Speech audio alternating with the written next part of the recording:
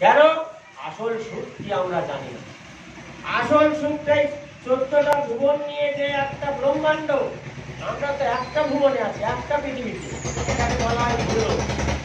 এরকম 7টা লোক আছে, ভূগোলোক, সমলোক, তপলোক, মহলোক, স্বর্গলোক।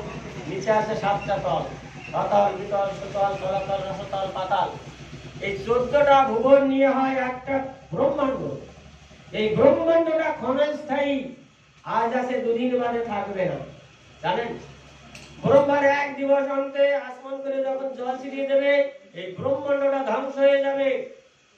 আর এই অস্থায়ী ক্ষণভঙ্গুর ব্রহ্মাণ্ডে আমরা ভাবছি আমরাই চিরস্থায়ী, আমরা স্ত্রী পুত্র পরিজন নিয়ে খুব সুখে আছি। কিন্তু এই সুখটা সাময়িক সুখ। তার উদাহরণ দিয়েছে ভাগবত। কিরম সুখ জানেন? বলছেন এই আমরা বর্ষার সময় যে চাষবাসের কাজ করি, যারা হাতে পায়ে আঙুলের ভাষায় হাজা লাগে, দেখেছেন? বলছে হাজাটা যখন চুলকানো হয়, চুলকায় তখন আরাম বোধ হয়, তাই না? চুলকালে আরাম লাগে, কিন্তু পরে আবার জ্বালাটা বেশি অনুভূতি হয়। বলছে এই সংসারের সুখটা সাময়িক সুখ, ঠিক এইরকম জ্বালাটা বেশি, কিন্তু সেটা আমরা একবারও ভাবি না। আমরা ভাবি খুব শান্তিতে আছি। তাই দেখুন, তার জন্য এই গজেন্দ্র মোক্ষণ লীলা করেছেন ভগবান। এই ক্ষীর সমুদ্রে ক্ষীরদক্ষায় বিষ্ণু সাহিত্য ত্রিকুট পর্বত, 3টে শৃঙ্গ, বৈচিত্র্যময় মনোরম জায়গা বলে স্বর্গের দেবতারা রথে করে এখানে আনন্দ উপভোগ করতে আসেন। কি সুন্দর মনোরম জায়গা! এই মনোরম জায়গায় ওই পর্বতের পাশেই সুন্দর একটা সরোবর আছে, এবং তার তীরে বিভিন্ন ধরনের বিভিন্ন পুষ্প উদ্যান আছে। সুন্দর সুন্দর পুষ্প রাজিতে সেই সুন্দর সরোবরের শীতটা খুব মনোরম হয়ে উঠেছে। এই মনোরম জায়গায় স্বর্গের অপ্সরারা অপ্সরীরা এসে নৃত্য গীত করে। ভগবান দেবতারা, দেবরাজ ইন্দ্র পর্যন্ত এসে সেখানে আনন্দ উপভোগ করেন। এখন এই সরোবরের তীরে ওই যে হ্রদ, যে সুন্দর মনোরম জায়গা, পুষ্প ফলে সজ্জিত, সেই জায়গায় কি হয়েছে দেখুন, গজেন্দ্র বলে একজন হাতি। হাতি গজেন্দ্র কেন? হাতিতে রাজা আসে, তাই বলা হয়েছে গজেন্দ্র। এইবার হাতি তার অনেক বংশবৃদ্ধি করেছে, আমাদের মতো তার অনেক সন্তান সন্ততি, অনেক স্ত্রী, অনেক সন্তান, সবাই আছে। এবার সবাইকে নিয়ে সে হাতি বিচরণ করে ওই জঙ্গলের মধ্যে, মনোরম জায়গা বলে। এবার দেখুন, ওই মনোরম জায়গায় বিচরণ করতে করতে এই হাতিদের রাজা কি করে জানেন? ওই সমস্ত দলবল নিয়ে, স্ত্রী পুত্র আত্মীয় স্বজন সবাইকে নিয়ে দূর দূর দূরান্তের বনেতে ভালো ভালো খাদ্য সরবরাহ করে। তাহলে হাতি রাজা, এর উপরে সবার দায়িত্ব, যে যেখানে যাবে সবাই সেখানে যাবে, যে ভালো ভালো খাদ্য যেখানে আছে সেখানে নিয়ে যায়, সেখানে খাওয়ায়। আমরা যেমন সংসারে, যে সংসারের মাথা, যে সংসারের প্রধান, সে সংসারকে সুখী করার জন্যে, সংসারের সদস্যকে সুখী করার জন্যে খাওয়া দাওয়া সব দিক থেকে করা, তাই না? সব দিক থেকে আমরা চেষ্টা করি সুখী করা। এই গজেন্দ্র যে হাতিদের রাজা, সে প্রত্যেকের সুখ প্রদান করার জন্যে যেটা দরকার এক কথায় সেটাই করে। তাহলে এবার দেখুন কি হলো, আমরা চিরদিন তো একসময় থাকবো না বাবা, থাকবো? হ্যাঁ, প্রথমে বাল্য ছিল, পৌন্দ্র হলো, যৌবন হলো, এবার বার্ধক্যে পরিণত হয়ে, তাই না বাবা? এটা তো হবেই, কালের কবলে আমাদের একদিন চলে যেতে হবে। এবার গজেন্দ্র রাজার বয়স, রাজা হলেও কি বয়স একসময় থাকবে বাবা, হাতিরও বয়সে।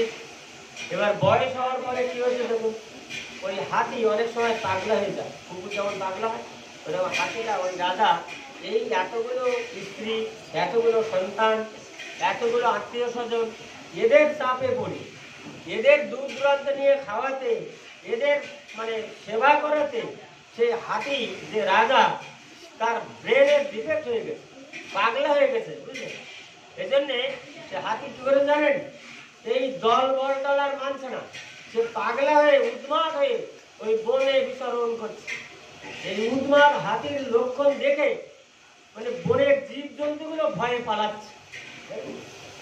আমরা যেমন এই সংসারে এমন মানে জ্বালায় পড়ে যাই যে আমাদের মাথা বিগড়ে যায় বাবা, যায় না? এটা কেউ অস্বীকার করতে পারবো না বাবা, যে এই দুঃসময় আমি এখন কি করি, এই সংকট সময় এরকম আমাদের পরিস্থিতি ঘটে। তা যা হোক, এই হাতি এইরকম পরিস্থিতিতে তার মাথার বিকৃতি ঘটে সে উন্মাদ হয়ে ওই জঙ্গলের মধ্যে বিচরণ করছে, এবং ওই জঙ্গলে বিচরণ করতে করতে মানে উদ্ভিদ দীনলতা সব ছিঁড়ে যাচ্ছে, তবুও তার মানে দুষ্টুমি কমছে না। ব্রেনের ঠিক নেই তো, উন্মাদ হয়ে গেছে।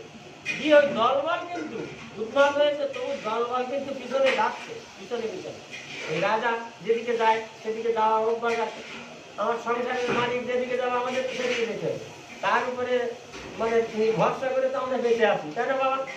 এবারে দেখুন কত মজার কথা। এবারে কি হয়েছে মা, বনের ওই অন্যান্য জীবজন্তু ভয়ে পালিয়ে যাচ্ছে, আর এই দলবল কিন্তু ওর পাত ছাড়া হচ্ছে না, ও যেদিকে যাচ্ছে সেদিকে যাচ্ছে। এবার ওই হাতি দুষ্টুমি করতে করতে বন জঙ্গল ছিঁড়ে যেতে যেতে ওই সুন্দর ফলে ফলে সজ্জিত যে সরোবরের তীরে, ওই সরোবরের কাছে এসেছে। সরোবরের কাছে এসে দেখছে ওই সরোবরে সুন্দর সুন্দর কমল ফুল ফুটেছে, অর্থাৎ পদ্ম ফুল। হ্যাঁ, সুন্দর সুন্দর পদ্ম ফুল ফুটে আছে। এখন ওই হাতির মাথায় তখন এসেছে কি, যে এই জলে আমি একটু জল কেলি করি। হ্যাঁ, অনেক বন জঙ্গল ঘুরেছি, খুব শরীর খুব তাপিত হয়ে গেছে। আমাদের যেমন শরীর তাপিত কিন্তু সবসময় বাবা, শীতল করার জন্য এই হরিবাসরে আসতে হয়, তাপিত শরীরকে শীতল করার জন্য। এবারে ওই হাতি ভেবেছে আমার এই তাপিত হৃদয় একটু শীতল করার জন্য এই সুন্দর সরোবর, কি সুন্দর দৃশ্য, এই মনোরম সরোবর, এই সরোবরের জলে নেমে আমি একটু স্নান করবো, জলকেলি করবো। এখন হাতি রাজা নেমেছে, নেমে উন্মাদ হয়ে জলকেলি করছে, জলে স্নান করছে, আর তার দলবলও নেমেছে। কারণ সংসারের মালিক যেদিকে যায় দলবলও সেদিকে যায়, তার উপরে এই ভরসা থাকে তো, যে ও আনন্দ করছে, ও স্নান করছে, আমরাও ও স্নান করবো, তাই তো? দলবল সবাই নেবে, সবাই স্নান করছে, সবাই মিলে আনন্দ উপভোগ করছে।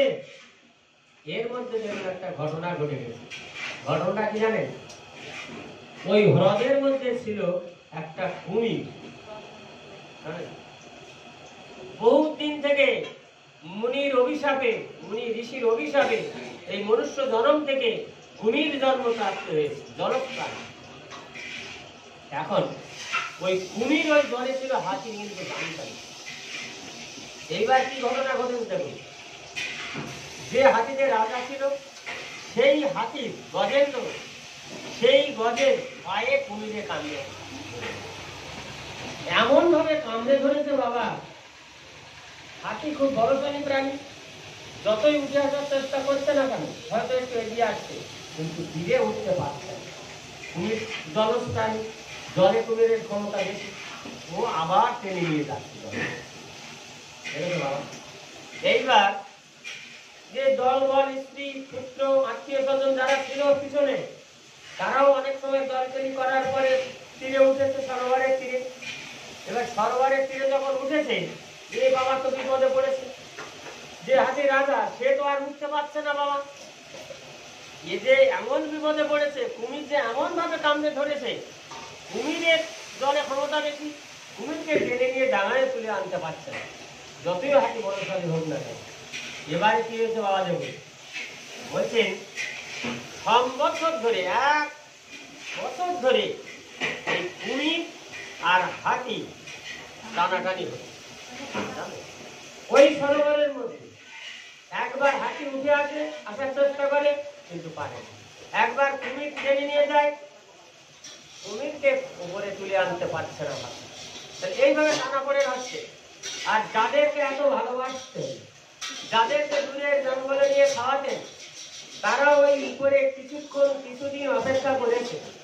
হ্যাঁ, একটু হয়তো চেষ্টা করেছে হাতিকে বাঁচানোর জন্য। যখন পারল না, তারা ভাবলো আপনি বাঁচলে পাবেন না। আমরা যেমন ভাবি না বাবা। বাবা আমরা সংসারে অক্লান্ত পরিশ্রম করছি কেন? সংসারকে সুখী করার জন্য, সংসারের সবাইকে সুখী করার জন্য। এবার আমি যদি বিপদে পড়ি বাবা, ওই ঘরের বারান্দায় যদি বসে বসে কাশতে থাকি, হয়তো 2-5 দিন, 1 সপ্তাহ কেউ না কেউ দেখবে, তাই না? সবাই কি বলবে যে বাবা মরলে বাঁচি, তাই না? যে কাঁটা কাপড়ে যা করছে বাঁচছে, হ্যাঁ, মলমূত্র ত্যাগ করছে, তা বাবা এসে যদি মারা যেত তাহলে হয়তো আমার শান্তি হতো, তাই না? আমি বাঁচতাম। হ্যাঁ, এ যা পরিশ্রম, তাই না? তার প্রমাণটা দেখে নিন। যাদের এত ভালোবাসতো, যাদের দূর জঙ্গলে নিয়ে খাওয়াতো, সেই সমস্ত স্ত্রীগণ, সেই সমস্ত সন্তানগণ ওই হাতিকে, ওই রাজাকে, গজেন্দ্রকে আর বাঁচানোর চেষ্টা করলো না। একবারও চেষ্টা করলো না যে আমরা সবাই মিলে যদি হাতিকে টেনে উপরে তুলে আনি, তা যেই ধরুন না কেন পারবে না, রাখতে পারবে না। পারে? শত শত হাতি যদি ওই হাতিকে তুলে আনার চেষ্টা করে, অবশ্যই আনতে পারে। পারে তো বাবা? তাহলে চেষ্টা কেউ করলো না। দেখেছেন? দেখুন, যাদেরকে এত ভালোবাসি তাদের পরিণতি দেখুন। এইটা দিয়েই আমাদের সংসারের জীবকে শিক্ষা দিয়েছে। এই জন্য বলছে গজেন্দ্র মোক্ষ লীলা প্রত্যেক দিন পাঠ করুন। কারণ এরা কি করলো, 1 বছর ধরে এক জায়গায় থাকবে তার অপেক্ষায় বাবা? থাকবে? থাকবে না। তারা তাদের মতো চলে গেল, তাদের মতো বিচরণ করতে লাগলো। এ যে মারা গেল কি বেঁচে থাকলো, কি এর গতি কি হলো, সেদিকে কারোর লক্ষ্য নয়।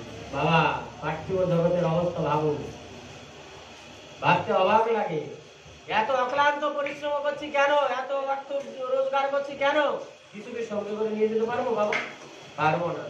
তবে পারবো কোনটা জানো বাবা? যেটা আমরা সাধু গুরু বৈষ্ণবের সেবায় লাগাবো, যেটা আমার ভগবানের সেবায় লাগবে, সেটাই আমার সঙ্গে যাবে। এটা বিশ্বের উপদেশে ভালোভাবে যাও। এই ছাড়া আমরা কিছুই সঙ্গে নিয়ে যেতে পারবো না বাবা, এটাও জেনে রাখুন। যা কিছু পেয়েছি এখানেই পেয়েছি, এটা গীতাতেও বলেছেন। যা কিছু হারিয়েছি এখানেই হারিয়েছি, কিন্তু সঙ্গে কিছু নিয়ে যেতে পারবো না বাবা। সঙ্গে কি যাবে জানো বাবা? সঙ্গে যাবে একমাত্র হরিনাম, একমাত্র হরি কথা, যেটা তুমি এই করেছো বাবা, যে ব্যবস্থাটা তুমি করেছো, অক্লান্ত পরিশ্রম করেছো। হ্যাঁ, তাহলে ভগবান তোমাকে স্মৃতি কেন করবেন? অবশ্যই করবেন। তাহলে এটা ভাবতে হবে যে আমাদের যত পরিশ্রম হোক, যত ব্যয় হোক, এই ব্যয়টা আমার ভবিষ্যৎ ব্যাংকে তোলা থাকছে, জানেন? কারণ আমি সংসারের সবাইয়ের জন্য যা ব্যয় করছি, এই ব্যয়টা আমার সৎ ব্যয় হচ্ছে না। এই ব্যয়টা সবাইয়ের সুখ প্রদানের জন্য, সবাইয়ের খুশি করার জন্য করছি, কিন্তু এই দ্বারা আমার পরম গতি লাভ হবে না। আর এই যে কাজটা হচ্ছে একটা মহোৎসব, একটা ভাগবত পাঠ, একটা হরিনাম সংকীর্তন, জানেন বাবা, এটা যে কত বড় মহৎ কাজ, এটা আমরা সাধারণভাবে ভাবতে পারি। তাহলে এই জন্য দেখুন, ওই গজেন্দ্রকে আর কেউ রক্ষা করার হলো না বাবা। ওই গজেন্দ্র অনাহারে, অনিদ্রায় কতদিন বাঁচতে পারে বাবা? কতদিন বাঁচতে পারে? জয় নিতাই, জয় গুরু, জয় জয় শ্রী রাধেশ্যাম। ওমা, মা শোনো, গোপালকে এই পাশে গুরুদেবের উপাসটায় বসিয়ে শিগগিরই 9:30 10টায় যে সেবা দেওয়ার কথা, লুচি আর সবজি বানানো সেবাটা দিয়ে দাও।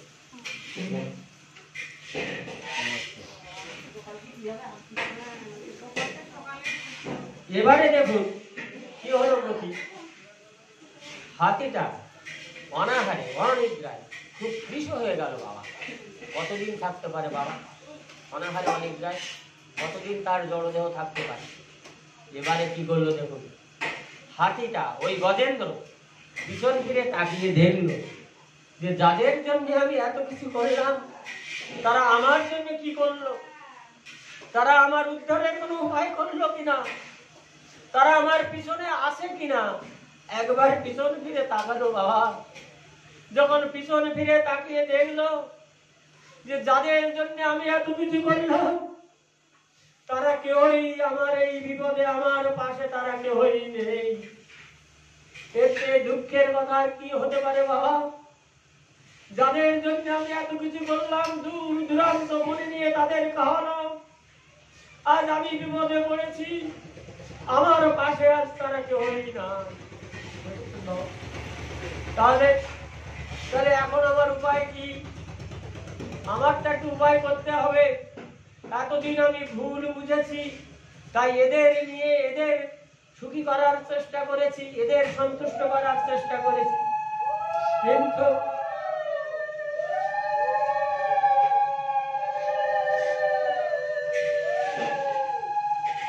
আজ আমি বুঝতে পেরেছি যে আমি বিপদে পড়েছি।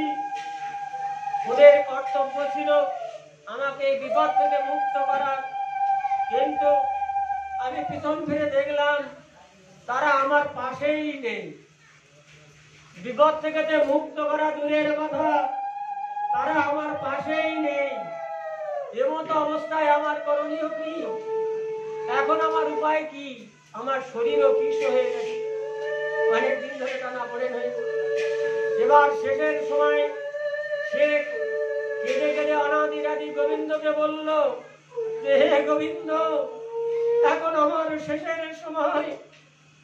আমি তো সারা জীবন ভস্মে ঘি ঢেলেছি, আমি তোমার চরণে শরণ দিই নাই।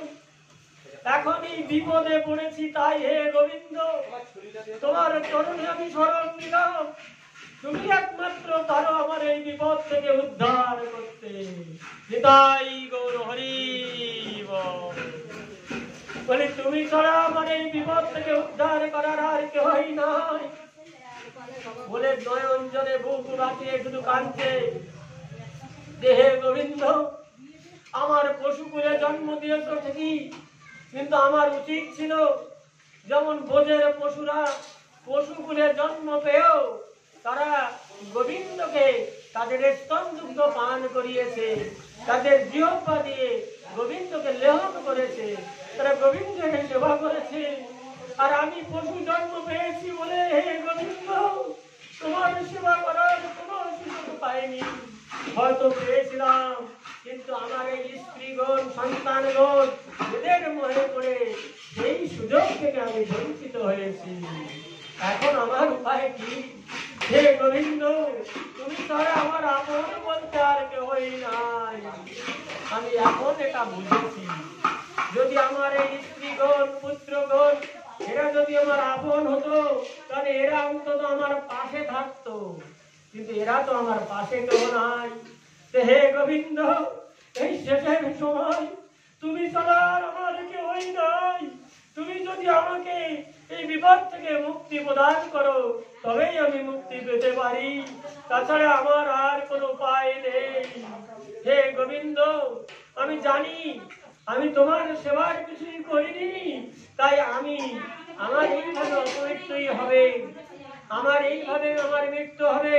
তবে হে গোবিন্দ, তুমি যখন আমার দর্শন দিলে না, তবে আমি একটা কাজ করি।